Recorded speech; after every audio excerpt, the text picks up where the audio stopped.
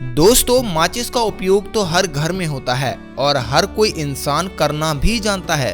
अगर किसी व्यक्ति को सिगरेट पीनी है तो उसको माचिस की जरूरत होती है, और अगर किसी को घर में चूल्हा जलाना है तो भी माचिस की जरूरत होती है।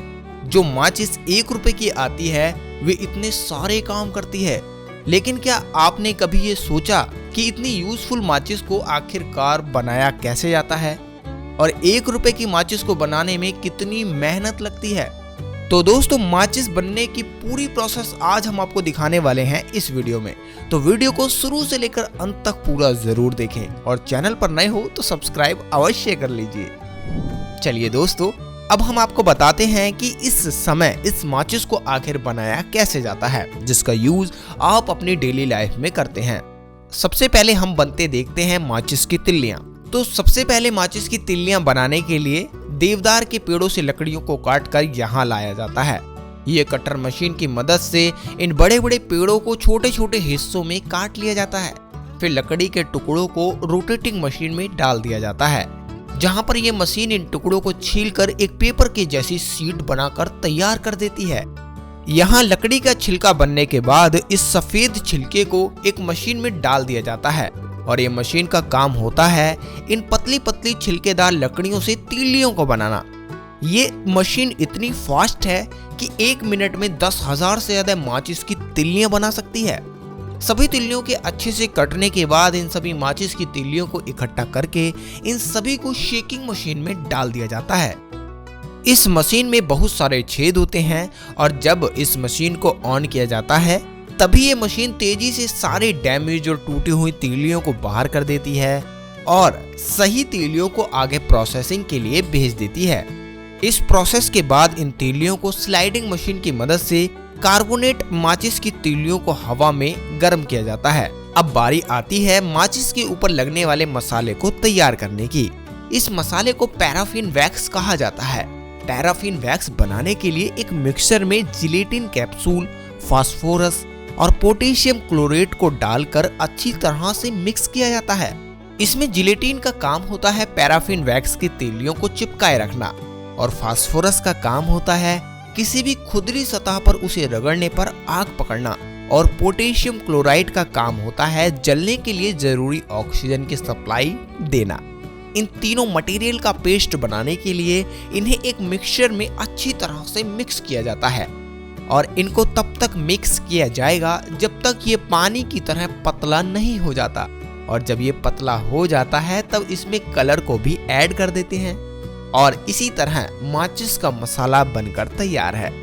इन सभी प्रक्रिया के बाद इन सभी तीलियों को अमोनियम नाइट्रेट में मिलाया जाता है, जिससे कि माचिस इस मसाले को अच्छी तरह से सोख ले। ऐसा इसलिए किया जाता है ताकि माचिस की तीलियों का मसाला खत्म होने पर तीली जल्दी ना भुजे। जब तक ये मसाला सूख रहा है तब तक हम देख कर आते हैं कि हमारी माचिस का वॉक्स फैक्ट्री में कैसे तैयार किया जाता है। दोस्तों, माचिस का वॉक्स बनाने के लिए कार्डबोर्ड का यूज किया जाता है। सबसे पहले बहुत से पतले कार्डबोर्ड को इकट्ठा करके चारों तरफ से काट लिया जाता है, और कटिंग किए हुए कार्डबोर्ड को एक मशीन में लगाया जाता है।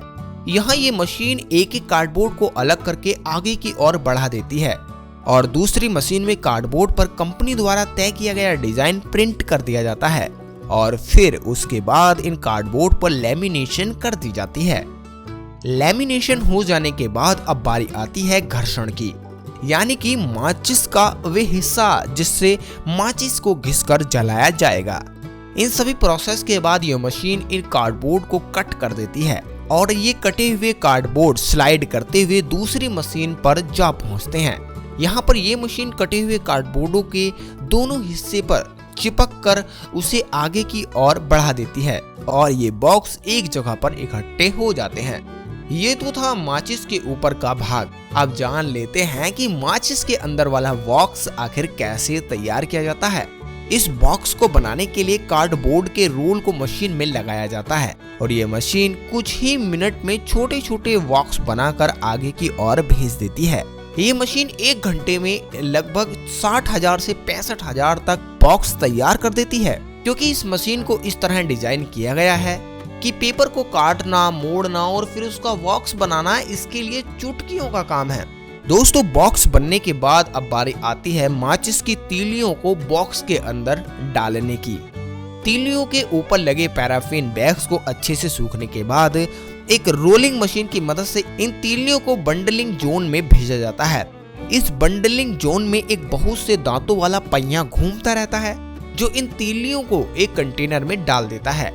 इस कंटेनर में इनका सही से माप किया जाता है ताकि माचिस के बॉक्स में ये आसानी से डाली जा सके। और अब बारी आती है माचिस की लैब टेस्टिंग की, जिसमें ये माचिस को 9 घंटे के लिए नो एयर बॉक्स में रखा जाता है और 9 घंटे के बाद इन माचिस को जलाकर टेस्ट किया जाता है कि तीलियां सही से जल रही हैं या फिर नहीं। लैब टेस्टिंग के बाद अब बारी आती है इन माचिस को पैक करने की, जहां ये मशीन 10-10 की लोट में माचिस के डिब्बों को पैक करके आगे खिसका देती है और अब ये माचिस एक कन्वेयर बेल्ट की मदद से दूसरी मशीन तक पहुंचा दी जाती है।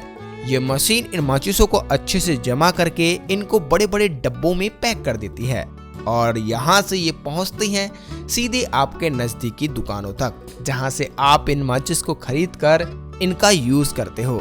तो दोस्तों देखा आपने कैसे बनती हैं इन फैक्ट्री के अंदर माचिस।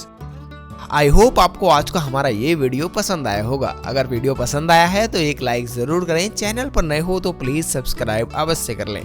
Thanks for watching. बाय।